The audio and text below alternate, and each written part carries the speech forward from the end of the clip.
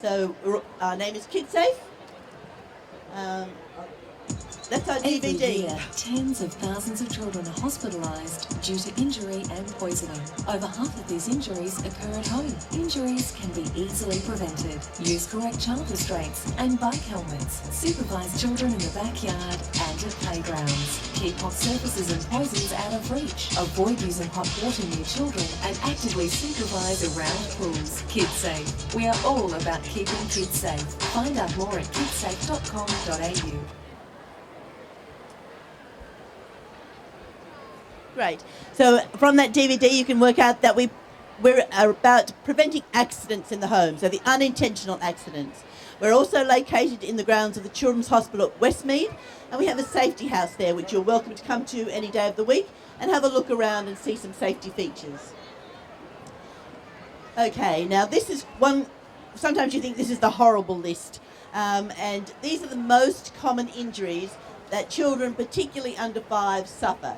So it is a bit of a scary list, but we think that if we talk about them, we work out how they happen and look at ways of preventing them, then that way we can keep children safe. So drowning and near drowning are sadly the most common injury. The second most common injury is children injured as passengers in cars. Then we have falls from windows and also prams, bike and equipment, burns and scalds, poisoning, choking, dog bites and entrapment. So it is a bit of a scary list. Entrapment usually refers to things like blind cords and playground equipment. Now what I'll do is just flick through a few of our campaigns and give you an idea of what we talk about, and hopefully that'll be able to inform you and you can pass that information on to your friends and family.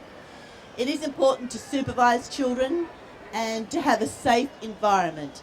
We do recommend that, particularly for the under 5s, you don't want to be saying no, no, no, no all day long. So it's best to actually change your house for a little while so that it's safe and they can still grow and play and have fun. Children can be taught safe behaviours, but not really when they're 2 or 3. They just don't have the brain power to do that. So it is up to adults really to make sure that children are supervised and in safe places. Now, most people know about stairs and children, and until they can learn to walk properly, we do recommend that you have safety gates. That's up the top and down the bottom.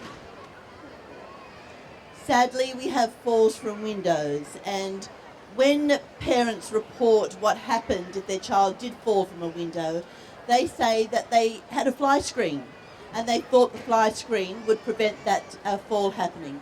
Fly screens are designed for flies. They're not designed for a bouncing child or a child looking out the window on a piece of furniture. So it's really important that you temporarily limit your window openings to about 10 to 12 centimetres.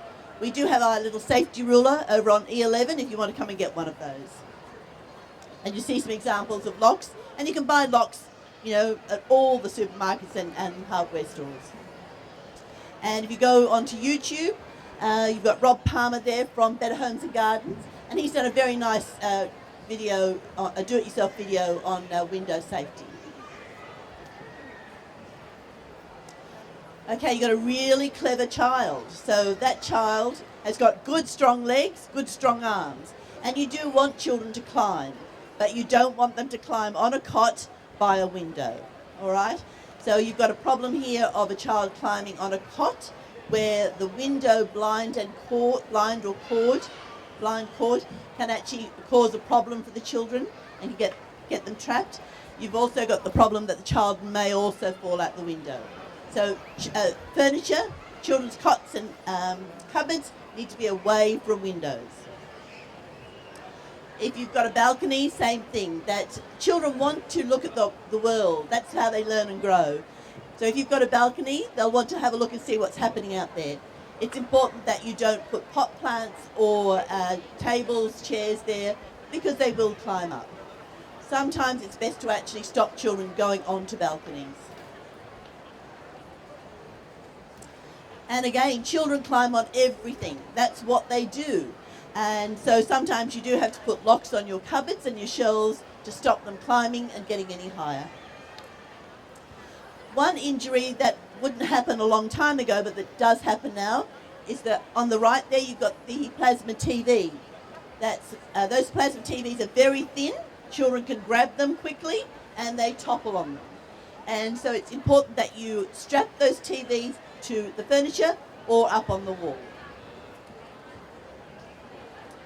Now, bunk beds are usually a problem for 8 to 10-year-old boys, I have to say.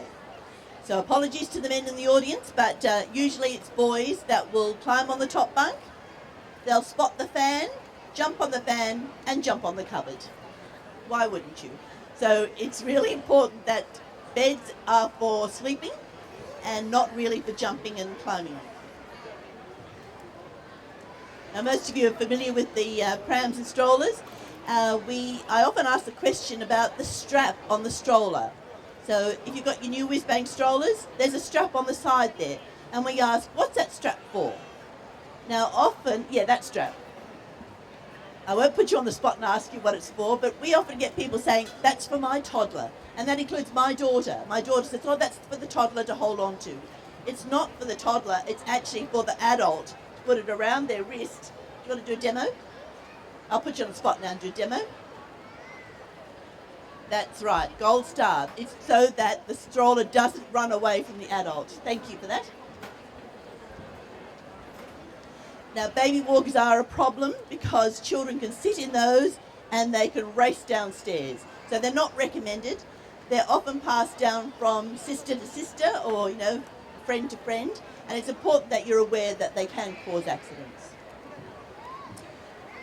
Now, of course, cooking's important, and we do like to teach children how to cook, but you need to have a safe kitchen, and you need to make sure that pot handles are away from the stove and that children can't access the ovens.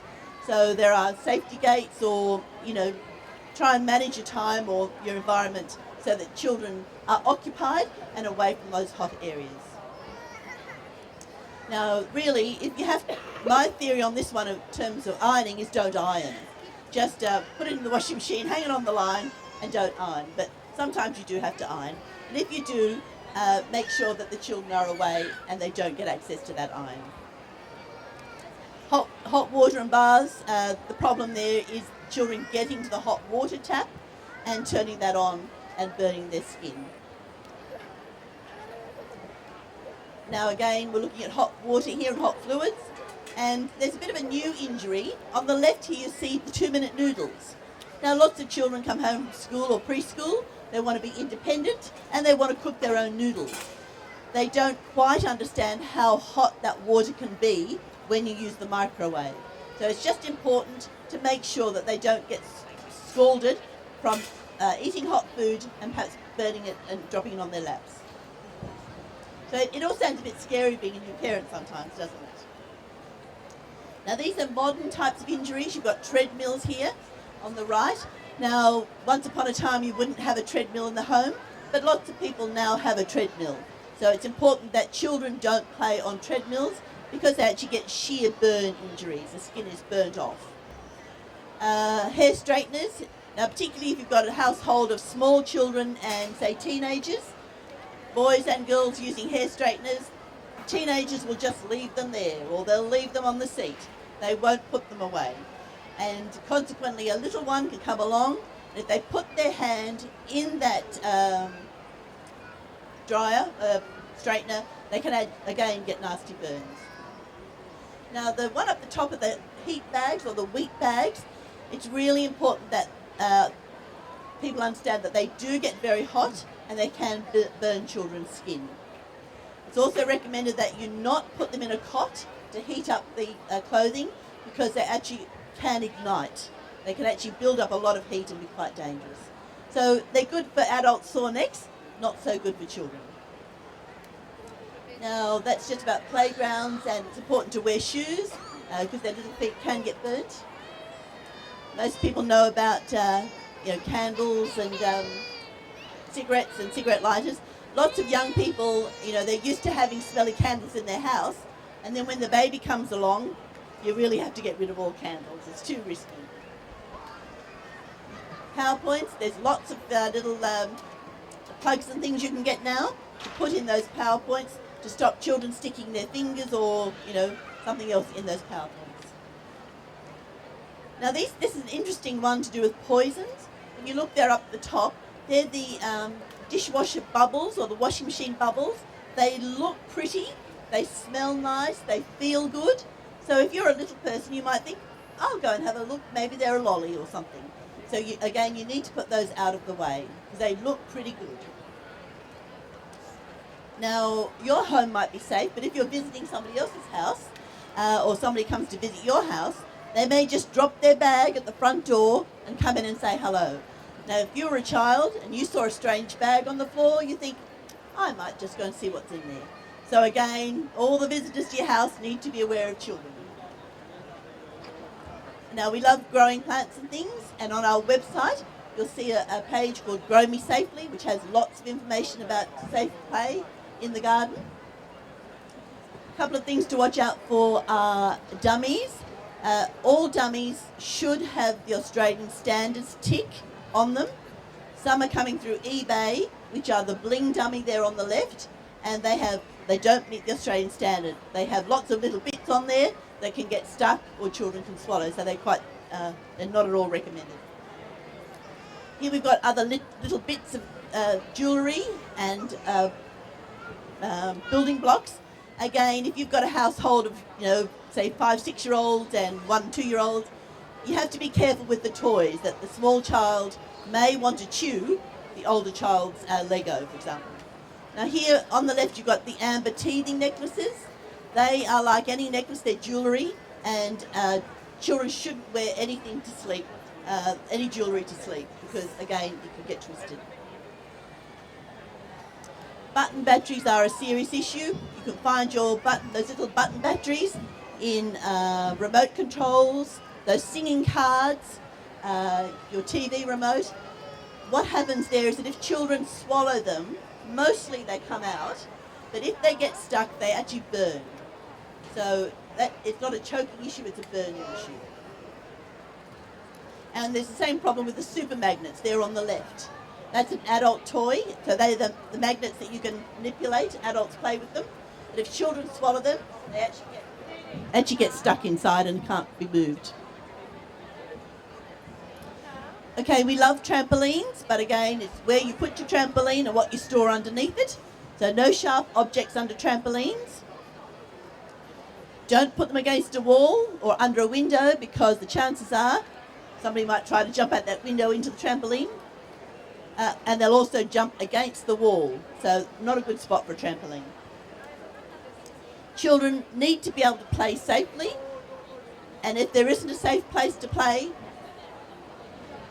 they'll create a place to play. And you'd rather that they played in a safe place than one that might be potentially risky. Just a bit about water safety. That photo on the right, that's an actor. The child is okay. Don't get upset. It's a horrible photo, but it's just to raise the issue. The children's hospitals are finding that children are at risk of paddling pools or portable pools that can be filled to 30 centimetres. You need to actually have all pools that can be filled just to a small amount even behind a fence. Now at Kidsafe we have lots of information about various wheeled toys, and there are lots of great things out there, but children need to know the rules and need to be able to put the correct equipment on. So good helmets and good shoes. Children should not be on quad bikes. I know, the young fellas think they should put them on quad bikes. Even the manufacturers say that children under 16 shouldn't be on a quad bike. What happens is the child actually becomes an airbag for the adult if they're sitting on it. Alright, Kidsafe has a lot of information about safety on the roads. Our main problem with road safety is that children watch what the adults do. Now the adult will see a flashing light, so they'll see the flashing red light, and the adults think that means go faster. In fact, it means don't go. And so if all the adults see the flashing light and they run across the road, then that's what the children are going to learn. So we need to teach the children that if it's flashing red or red, children don't run across the road. Sadly, there's these injuries around driveway safety, so we need to separate children from driveways and cars. In this extended hot hot weather, you still need to be careful not to leave children unattended in a car. On the Kidsafe website, we have our koala on the road safety page, and that's all the information you need to know about child restraints. Just flicking through there so you'll find out what you need to know. The important thing is that child restraints are to keep children safe. Adult seatbelts are for adults, adult-sized bodies. So it's no good putting a small body in an adult seatbelt. Just if you're going to get second-hand child restraints from your sister or your cousin, just check that it's all in good condition and it hasn't been in an accident. And we recommend that you don't use child restraints if they're over 10 years old. The important thing is that if there's a pot of paint or something about, why wouldn't you go and get it and paint? You just need to make sure that it's the right paint in the right place. It is, however, hard to be a parent or a grandparent. You feel like you just don't want them to get hurt, and we have to balance making sure that we don't overprotect them and we let them grow and develop. So I know it's a hard job looking after children. Now, if you have any questions, you can either ask me now or you can come down to our booth at E11. And thank you very much for staying. Thank you.